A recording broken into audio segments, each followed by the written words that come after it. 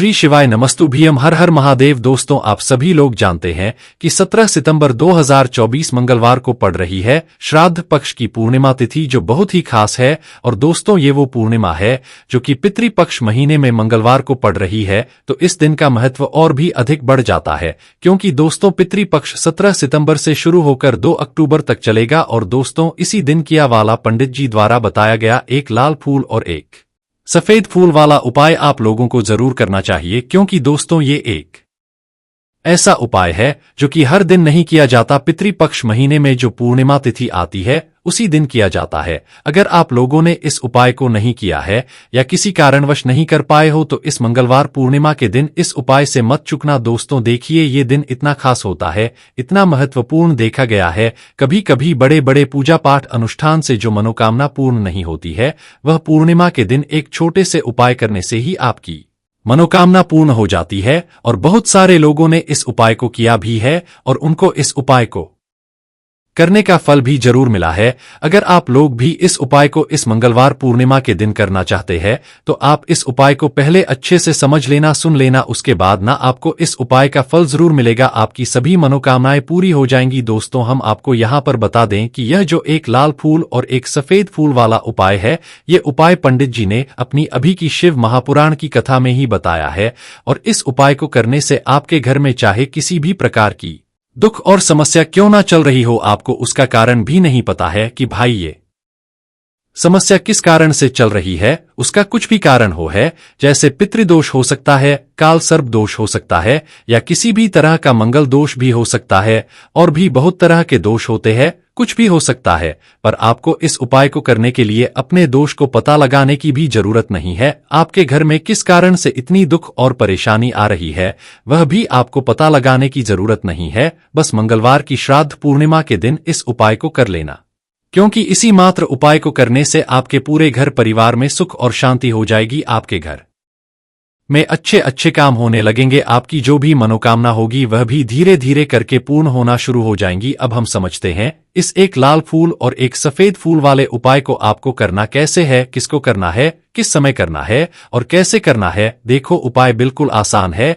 बस समझने वाली बात है, ध्यान से समझिए। उसके आप लोग जो है इस उपाय को जरूर कीजिएगा। सबसे पहली चीज हम लोग ये समझते हैं कि इस एक लाल फूल और एक सफेद फूल वाले उपाय को इस आने वाली पूर्णिमा के दिन किसको करना है। तो देखिए, इस उपाय को घर के सभी सदस्यों को करने की बिल्कुल भी जरूरत नहीं है। घर में से कोई एक मुख्य बड़ा सदस्य ही इस उपाय को करेगा, तो उस घर परिवार के सभी सदस्यों को इस उपाय को करने का फल मिल जाएगा। पर वो बड़ा सदस्य कौन होगा, कौन व्यक्ति इसको करेगा, तो यहाँ पर देखिए हम आपको बता दें, घर की जो बड़ी माताएं बहनें होंगी, घर की बड़ी माताओं बहनों में से कोई भी एक माता बहन इस वाले उपाय को कर सकती है। अपने पूरे घर परिवार के लिए घर में सभी सदस्यों को इस उपाय को करने की जरूरत नहीं है। मात्र घर की जो बड़ी माताएं बहनें हैं, उनमें से कोई भी एक माता बहन इस वाले उपाय को करेगी, तो उसके घर परिवार के पूरे सदस्यों को इस उपाय का फल मिलेगा। अगर इसी कारण वर्ष माताएं बहनें घर में उपस्थित ना हो या वो इस उपाय को ना कर रही हो, कुछ दिक्कत हो, तो भाई उस जगह पर फिर घर का कोई बड़ा व्यक्ति भी इस उपाय को कर सकता है।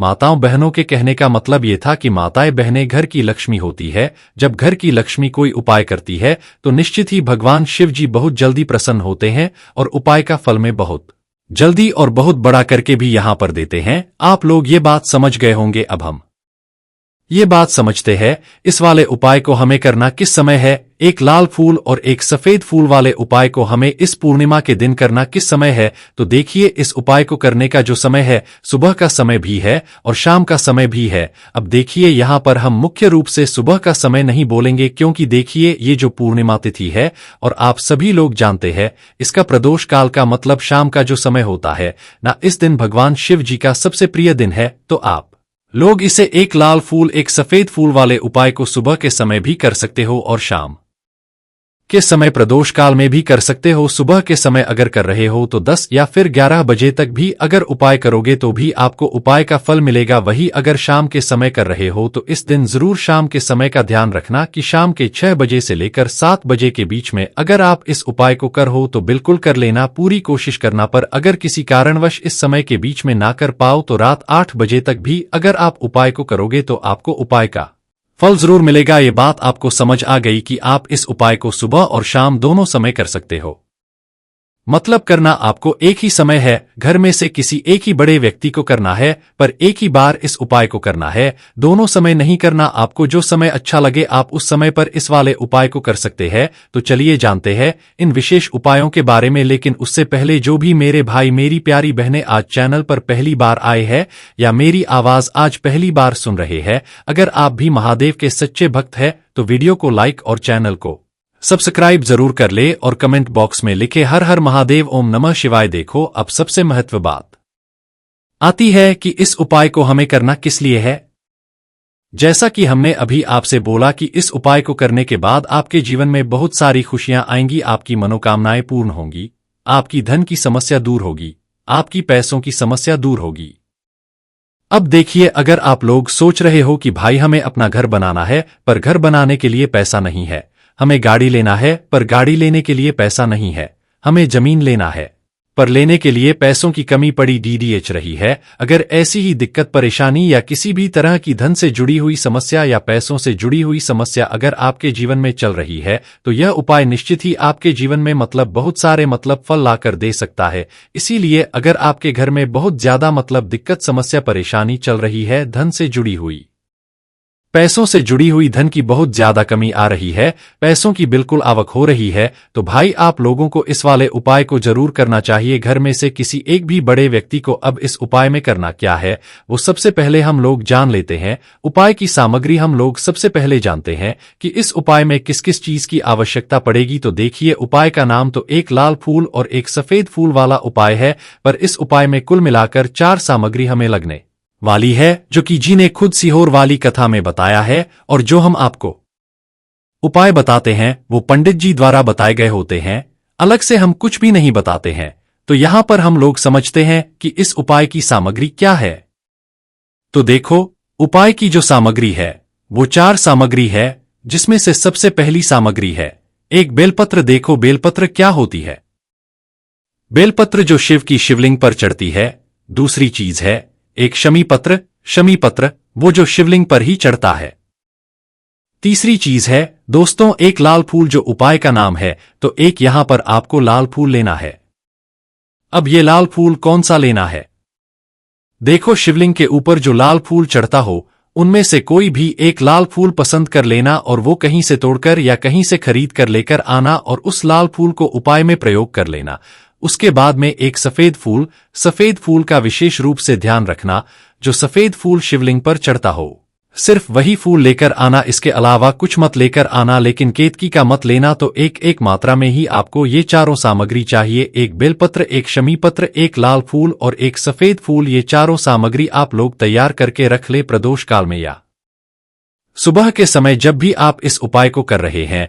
जैसे ही आपके उपाय की सामग्री तैयार हो जाती है तो क्या हम सीधा उपाय को करने के लिए इन चारों सामग्री को लेकर उपाय करने के लिए जा सकते हैं? नहीं, तो यहां आपको इस बात का ध्यान रखना है कि हम भगवान शिव जी को प्रसन्न करने के लिए तो जा रहे हैं, हम अपनी मनोकामना को पूर्ण करवाने के लिए तो जा रहे हैं, पर हमें ये दर्शाना बिल्कुल भी नहीं है कि हम सिर्फ अपने फायदे के लिए भगवान शिव जी के मंदिर में आए हैं। इसलिए हम इस उपाय को करने के साथ साथ में भगवान शिव जी की पूजन अर्चना के लिए कुछ सामग्री भी जरूर लेकर जाएंगे। जैसे कि सुबह के समय अगर आप उपाय को कर रहे इस एक लाल फूल और एक सफेद फूल वाले उपाय को, तो भाई सुबह के समय आपको 1 लोटा जल लेकर जाना है। जो लोग प्रतिदिन शिव जी के मंदिर जाते हैं, पूजन अर्चना करते हैं, जल चढ़ाते हैं, फूल बेलपत्र सब कुछ चढ़ाते हैं, भाई वो अपनी पूजन अर्चना वैसी की वैसी ही करना। बाकी जो सिर्फ उपाय को करने के लिए जा रहा है, जो कुछ भी लेकर नहीं जा रहा है, उसे कम से कम 1 लोटा जल अपने घर से जरूर भरकर लेकर अगर आप उपाय को कर रहे हो है ना, क्योंकि इस वाले उपाय को आप भगवान शिव जी की पूजन अर्चना करने के बाद ही करना। वही अगर बात करें शाम के समय की, अगर कोई व्यक्ति शाम के समय प्रदोष काल में इस वाले उपाय को कर रहा है तो भाई आपको मात्र 1 घी का दीपक तैयार करना है। ये बात हम हमेशा बोलते हैं, शाम के समय प्रदोष काल में कोई कर रहे हो ना, तो दीपक का विशेष महत्व होता है कि दिन का प्रदोष काल में जो भी जलाता है ना भगवान शिव जी के मंदिर में, भाई उसके जीवन से सारी दुख और परेशानियां भी दूर होती है। तो भाई इस दिन दीपक का विशेष रूप से ध्यान रखना आप लोग। अगर आप इस उपाय को शाम के समय प्रदोष काल में कर रहे हो है ना। ये जो दीपक आप लोग लोगे ये आटे का लोगे। जो आटा आप गूंद दोगे उसके अंदर कुछ भी मत डालना, मात्र सादा आटा लगाकर उसे तैयार कर लेना और एक मीडियम साइज का दीपक तैयार कर लेना। वो ना ज्यादा छोटा हो ना ज्यादा हो है ना। उसके बाद में दीपक आपका तैयार हो जाए तो इसके अंदर जो बत्ती रखोगे वो गोल बत्ती रखोगे। देखो गोल बत्ती भी दो तरह की होगी, एक बाजार की और एक घर वाली। तो कोशिश करना अपने घर में जो रुई रखी हुई है उस रुई से आप लोग एक गोल बत्ती अपने ही हाथों से बनाओ। उपाय का फल अच्छा मिलता है। भगवान शिव जी जल्दी प्रसन्न होते हैं। जब हम किसी भी उपाय को अपने से परिश्रम करके तैयार करते हैं तो आपको उस दीपक के अंदर एक गोल बत्ती रख देनी है। इसके अंदर जो चीज आप लोग डालोगे वो डालोगे शुद्ध देसी गाय का घी। इस बात का विशेष रूप से ध्यान रखना क्योंकि भगवान शिव जी का सबसे प्रिय दिन और प्रिय समय पर हम लोग इस वाले उपाय को कर रहे हैं। तो थोड़ा सा शुद्ध देसी गाय का घी इतना डालना कि वो दीपक कुछ समय तक चल सके ना। बाजार वाला मिलावटी घी ना, भैंस का घी डालना। शुद्ध देसी गाय का घी आपको ढूंढने में थोड़ी मेहनत लगेगी और महंगा भी मिलेगा, पर गाय के घी से भगवान शिव जी प्रसन्न होते हैं और उसी शुद्ध देसी गाय के घी से घर में बरकत भी बनी रहती है और हमारे घर में सुख शांति भी बनी रहती है। इसलिए इस शुद्ध देसी गाय का घी को अपने घर में हमेशा रखा करो। वो भगवान शिव जी के कार्यों में भी उपयोग में आता है, उपायों में भी हम लोग प्रयोग कर सकते हैं। तो यहाँ पर आपकी सारी तैयारियां हो चुकी है। उपाय को करते समय शुद्धता का विशेष रूप से ध्यान रखिएगा। सुबह कर रहे हो तो भाई सुबह तो आपको स्नान करना ही करना है। बाकी शाम को कर रहे हो तो शाम को मात्र हाथ मुंह धोकर भी आप लोग इस वाले उपाय को कर सकते हो। कोई दिक्कत वाली बात नहीं है भाई। उपाय की पूरी सामग्री तैयार करके और पूजन सामग्री लेकर आपको भगवान शिव जी के मंदिर पहुंचना है, जो आपके घर के पास में हो, जहां शिवलिंग विराजित हो, शिवालय हो, वहां पर आप लोगों को पहुंचना है। और जैसे ही आप भगवान शिव जी के मंदिर में पहुंचते हो वहां जाकर ही उपाय शुरू नहीं करना है। पहले आपको भगवान शिव जी की पूजन अर्चना करना है। पूजन अर्चना कैसे करोगे? सुबह के समय गए हो तो एक लोटा जल वगैरह जो भी पूजन सामग्री लेकर गए हो उससे पहले पूजन सामग्री आप लोग मतलब पूजन भगवान शिव जी की कर लो। जो व्यक्ति सिर्फ एक लोटा जल लेकर गए हैं वो शिव जी की शिवलिंग पर एक लोटा जल एक धारा से धीरे धीरे करके चढ़ा लो है ना। अपनी पूजन अर्चना आप लोग जो है पूरी कर लो पहले। उसी के बाद अगर आप शाम के समय कर रहे हो तो पहले जाकर बैठना है भगवान शिव जी के शिवलिंग के पास में। आप जो दीपक तैयार करके लेकर आए हो उस दीपक को पहले जलाना है। ये जो दीपक आप लोग जलाओगे ना, ये किसी और की माचिस से मत जलाना। अपनी ही माचिस अपने ही घर से लेकर आना और इस दीपक को अपने ही माचिस से जलाना। अगर अपने मंदिर की माचिस या किसी और की माचिस ले ली इस उपाय को करने में, इस उपाय का फल उस व्यक्ति को भी बहुत मिल जाएगा। इस बात का ध्यान रखना। अपने घर से अपनी ही माचिस लेकर जाना और इस दीपक को जलाना। दीपक को जलाने के बाद भगवान शिव जी की शिवलिंग के पास में रख देना। शिवलिंग के इतना पास में मत रखना कि भगवान शिव जी को आंच लगे, सी दूरी बनाकर ही जो है इस दीपक को शिवलिंग के पास में आप लोग रख। अब जैसे ही आपकी पूजन अर्चना हो जाती है भगवान शिव जी के शिवलिंग के सामने या आसपास कहीं पर भी बैठ जाइए उपाय को करने के लिए। और उपाय को करने से पहले आप लोग अपनी वो चारों पूजन सामग्री निकाल लीजिए। उपाय की जो सामग्री है वो निकाल लीजिए और भगवान शिव जी के शिवलिंग के ऊपर एक माता अशोक सुंदरी जी का स्थान देख लीजिए। माता अशोक सुंदर जी का जो स्थान होता है वो जलाधारी के ऊपर होता है। जलाधारी के बिल्कुल बीचों बीच में होता। आप लोगों ने देखा भी होगा शिवलिंग की जलाधारी होती है। जलाधारी के बिल्कुल बीचों बीच का जो स्थान होगा वो माता अशोक सुंदर जी का स्थान होगा, क्योंकि यहीं पर हमें ये जो है उपाय को करना है। सबसे पहली चीज अब हम उपाय को करना शुरू करते हैं। आप सबसे पहले अपनी एक बेलपत्र उठा लो। एक बेलपत्र को आपको माता अशोक सुंदरी जी वाले स्थान पर सबसे पहले समर्पित करना है।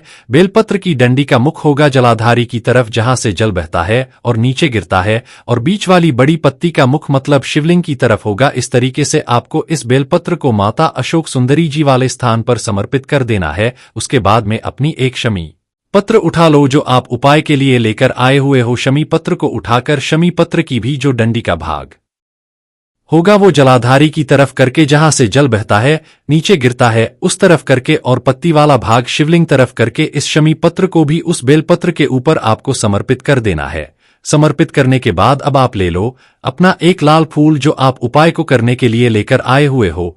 इस लाल फूल का जो खिला हुआ भाग होगा, चाहे वो गुलाब का फूल हो चाहे कोई सा फूल जो शिवलिंग पर चढ़ता हो, भाई उस फूल का जो खिला हुआ भाग होगा वो शिवलिंग की तरफ होगा। बाकी जो पीछे का भाग होगा फूल का वो जलाधारी की तरफ जहां से जल है नीचे गिरता है उस तरफ होगा। और आखिरी में आपका जो एक सफेद फूल बचा हुआ है इस सफेद फूल को भी आपको लेना है और सफेद फूल का जो खिला हुआ भाग होगा वो शिवलिंग की तरफ होगा, जहां पर शिवलिंग रखा हुआ है उस तरफ होगा और डंडी का भाग जलाधारी के पीछे की तरफ हो जाएगा। मतलब जो जहां से जल बहता है और नीचे गिरता है।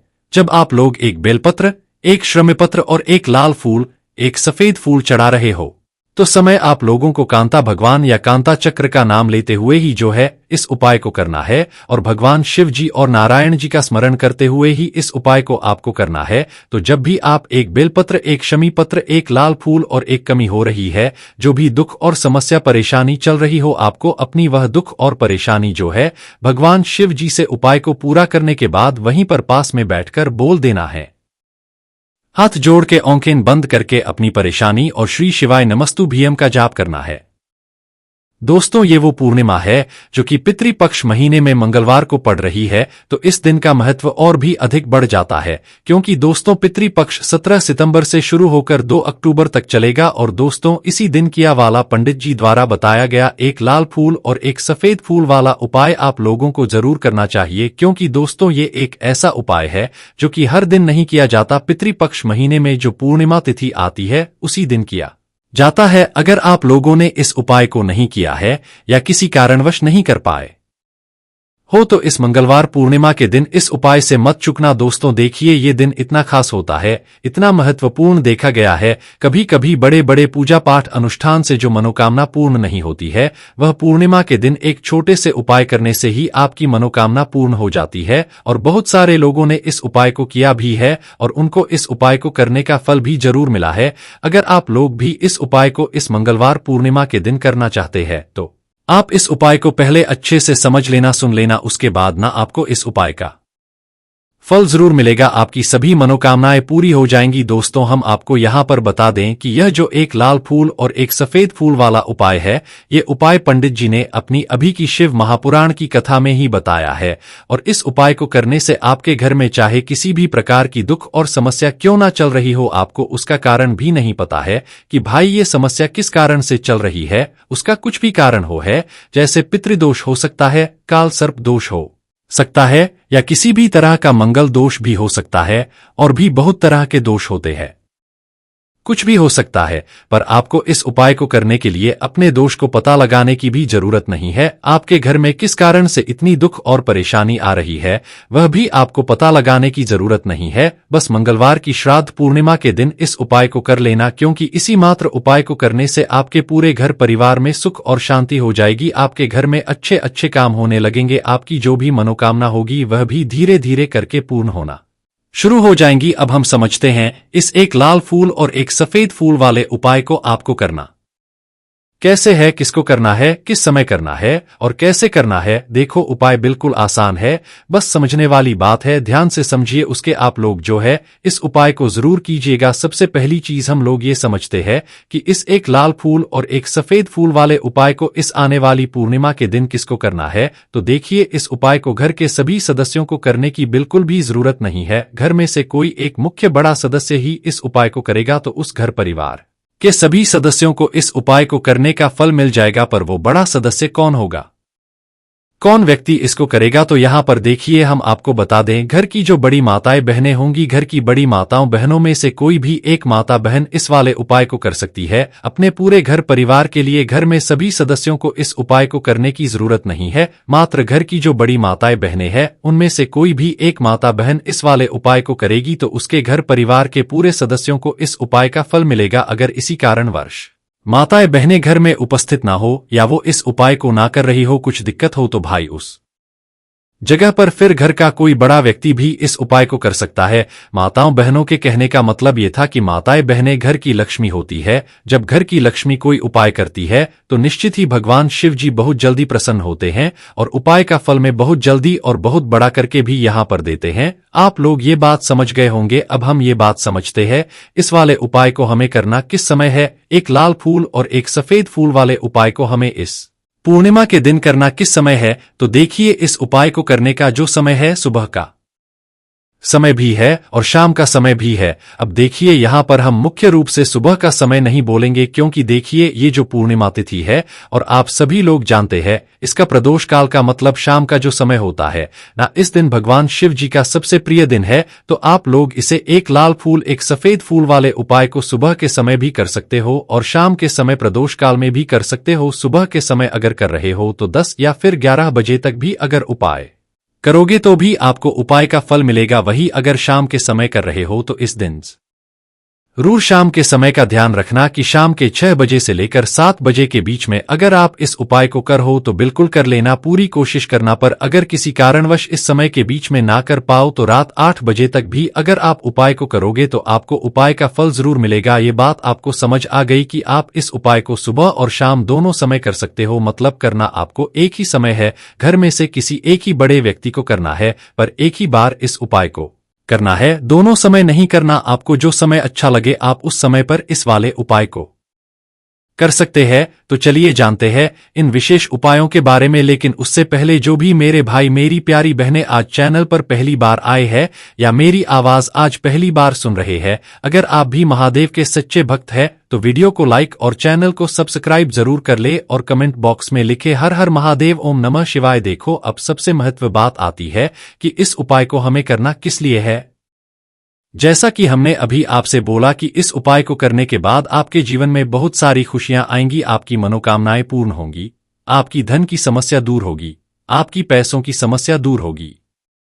अब देखिए, अगर आप लोग सोच रहे हो कि भाई हमें अपना घर बनाना है पर घर बनाने के लिए पैसा नहीं है, हमें गाड़ी लेना है पर गाड़ी लेने के लिए पैसा नहीं है, हमें जमीन लेना है पर लेने के लिए पैसों की कमी पड़ी डीडीएच रही है, अगर ऐसी ही दिक्कत परेशानी या किसी भी तरह की धन से जुड़ी हुई समस्या या पैसों से जुड़ी हुई समस्या अगर आपके जीवन में चल रही है तो यह उपाय निश्चित ही आपके जीवन में बहुत सारे फल लाकर दे सकता है। इसीलिए अगर आपके घर में बहुत ज्यादा दिक्कत समस्या परेशानी चल रही है, धन से जुड़ी हुई पैसों से जुड़ी हुई धन की बहुत ज्यादा कमी आ रही है, पैसों की बिल्कुल आवक हो रही है, तो भाई आप लोगों को इस वाले उपाय को जरूर करना चाहिए। घर में से किसी एक भी बड़े व्यक्ति को अब इस उपाय में करना क्या है वो सबसे पहले हम लोग जान लेते हैं। उपाय की सामग्री हम लोग सबसे पहले जानते हैं कि इस उपाय में किस किस चीज की आवश्यकता पड़ेगी। तो देखिए, उपाय का नाम तो एक लाल फूल और एक सफेद फूल वाला उपाय है, पर इस उपाय में कुल मिलाकर 4 सामग्री हमें लगने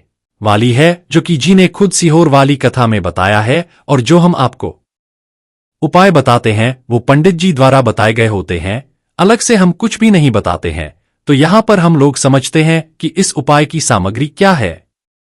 तो देखो, उपाय की जो सामग्री है वो 4 सामग्री है, जिसमें से सबसे पहली सामग्री है एक बेलपत्र। देखो बेलपत्र क्या होती है, बेलपत्र जो शिव की शिवलिंग पर चढ़ती है।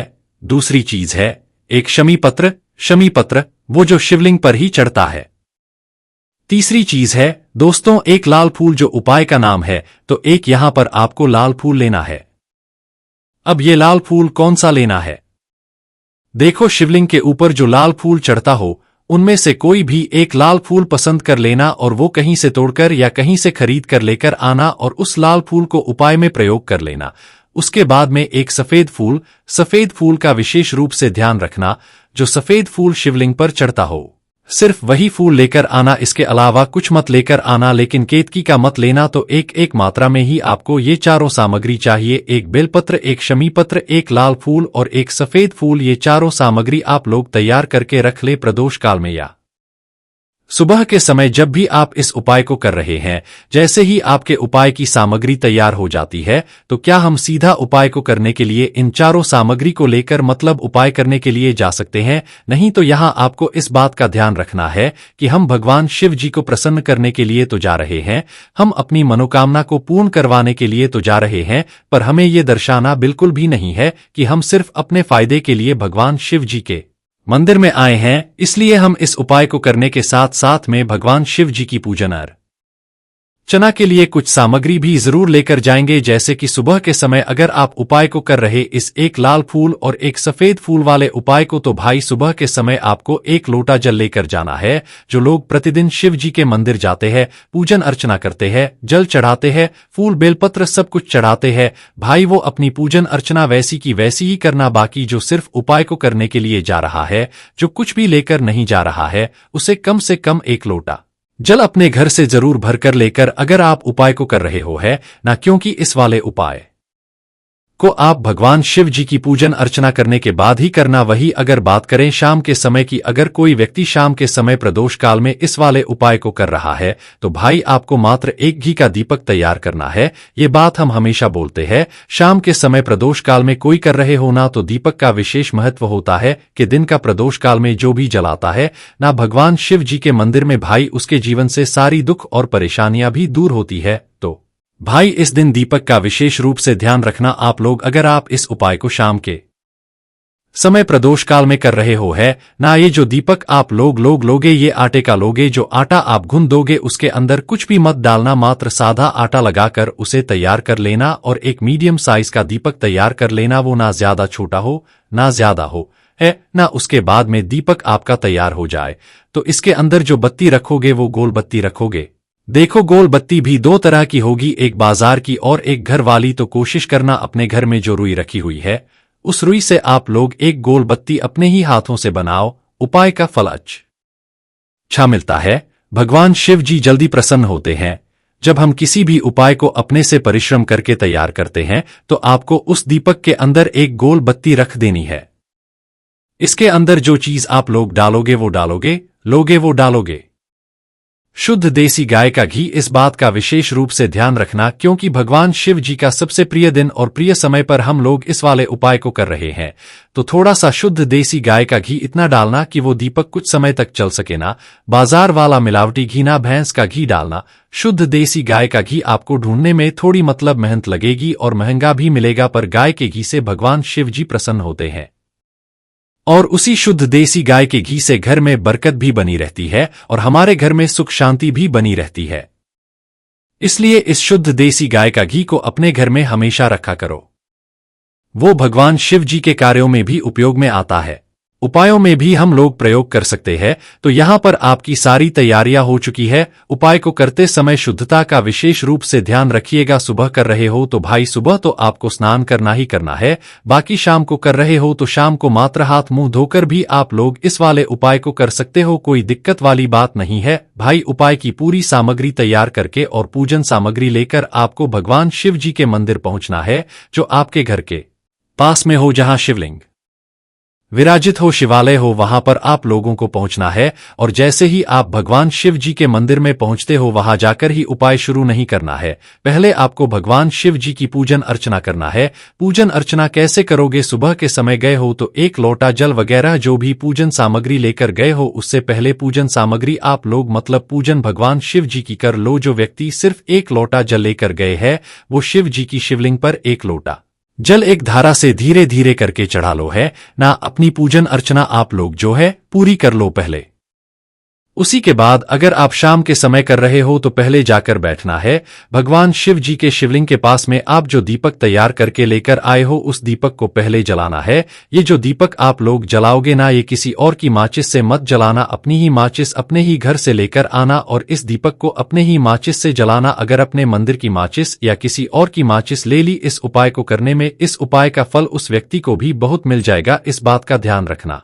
अपने घर से अपनी ही माचिस लेकर जाना और इस दीपक को जलाना। दीपक को जलाने के बाद भगवान शिव जी की शिवलिंग के पास में रख देना। शिवलिंग के इतना पास में मत रखना कि भगवान शिव जी को आंच लगे, सी दूरी बनाकर ही जो है इस दीपक को शिवलिंग के पास में आप लोग रख। अब जैसे ही आपकी पूजन अर्चना हो जाती है, भगवान शिव जी के शिवलिंग के सामने या आसपास कहीं पर भी बैठ जाइए उपाय को करने के लिए। और उपाय को करने से पहले आप लोग अपनी वो चारों पूजन सामग्री निकाल लीजिए। उपाय की जो सामग्री है वो निकाल लीजिए और भगवान शिव जी के शिवलिंग के ऊपर एक माता अशोक सुंदरी जी का स्थान देख लीजिए। माता अशोक सुंदर जी का जो थान होता है वो जलाधारी के ऊपर होता है, जलाधारी के बिल्कुल बीचों बीच में होता। आप लोगों ने देखा भी होगा शिवलिंग की जलाधारी होती है। जलाधारी के बिल्कुल बीचों बीच का जो स्थान होगा वो माता अशोक सुंदर जी का स्थान होगा, क्योंकि यहीं पर हमें ये जो है उपाय को करना है। सबसे पहली चीज अब हम उपाय को करना शुरू करते हैं। आप सबसे पहले अपनी एक बेलपत्र उठा लो। एक बेलपत्र को आपको माता अशोक सुंदरी जी वाले स्थान पर सबसे पहले समर्पित करना है। बेलपत्र की डंडी का मुख होगा जलाधारी की तरफ जहां से जल बहता है और नीचे गिरता है, और बीच वाली बड़ी पत्ती का मुख मतलब शिवलिंग की तरफ होगा। इस तरीके से आपको इस बेलपत्र को माता अशोक सुंदरी जी वाले स्थान पर समर्पित कर देना है। उसके बाद में अपनी एक शमी पत्र उठा लो जो आप उपाय के लिए लेकर आए हुए हो। शमी पत्र को उठाकर शमी पत्र की भी जो डंडी का भाग होगा वो जलाधारी की तरफ करके जहां से जल बहता है नीचे गिरता है उस तरफ करके, और पत्ती वाला भाग शिवलिंग तरफ करके इस शमी पत्र को भी उस बेलपत्र के ऊपर आपको समर्पित कर देना है। समर्पित करने के बाद अब आप ले लो अपना एक लाल फूल जो आप उपाय को करने के लिए लेकर आए हुए हो। इस लाल फूल का जो खिला हुआ भाग होगा, चाहे वो गुलाब का फूल हो, चाहे कोई सा फूल जो शिवलिंग पर चढ़ता हो, भाई उस फूल का जो खिला हुआ भाग होगा वो शिवलिंग की तरफ होगा। बाकी जो पीछे का भाग होगा फूल का वो जलाधारी की तरफ जहां से जल है नीचे गिरता है उस तरफ होगा। और आखिरी में आपका जो एक सफेद फूल बचा हुआ है, इस सफेद फूल को भी आपको लेना है, और सफेद फूल का जो खिला हुआ भाग होगा वो शिवलिंग की तरफ होगा। जहां पर शिवलिंग रखा हुआ है उस तरफ होगा, और डंडी का भाग जलाधारी के पीछे की तरफ हो जाएगा। मतलब जो जहां से जल बहता है और नीचे गिरता है। जब आप लोग एक बेलपत्र, एक श्रमपत्र और एक लाल फूल, एक सफेद फूल चढ़ा रहे हो, तो समय आप लोगों को कांता भगवान या कांता चक्र का नाम लेते हुए ही जो है इस उपाय को करना है, और भगवान शिव जी और नारायण जी का स्मरण करते हुए ही इस उपाय को आपको करना है। तो जब भी आप एक बेलपत्र, एक शमी पत्र, एक लाल फूल और एक कमी हो रही है, जो भी दुख और समस्या परेशानी चल रही हो, आपको अपनी वह दुख और परेशानी जो है भगवान शिव जी से उपाय को पूरा करने के बाद वहीं पर पास में बैठकर बोल देना है। हाथ जोड़ के आंखें बंद करके अपनी परेशानी और श्री शिवाय नमस्तु भीम का जाप करना है।